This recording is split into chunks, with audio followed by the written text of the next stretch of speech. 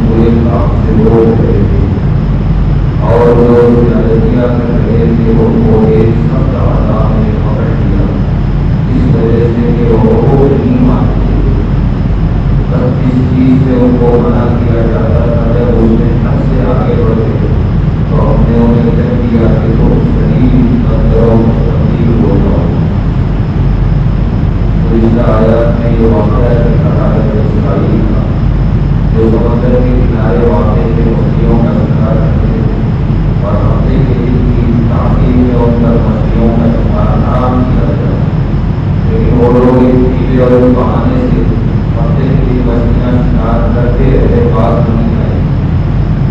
اللہ تعالیٰ نے ہم نے سخت پکڑ کی ان لوگوں کی جو اس گناہ میں جرم شدید تھے۔ پکڑ یہ کہ اللہ تعالیٰ نے ہم نے ان کے چہروں کو بندروں کی شکل میں بدل دیا۔ قرآن میں دوسری جگہ ہے کہ بندروں کے ساتھ خنزیروں کی شکل میں بدل دیا۔ تو انسان کے چہرے جب رات میں سوئے تو انسان کے چہرے تھے، جب صبح اٹھے تو ان کے چہرے بدلے ہوئے۔ حدیث میں ہے کہ ان چہروں کے ساتھ وہ ایک ہفتہ یعنی 7 دن زندہ رہے، اس کے بعد سب کے سب مر گئے۔ اور وہ لوگ جو انہیں اس جرم سے روک رہے تھے، اللہ تعالیٰ نے ہم نے انہیں بچا لیا۔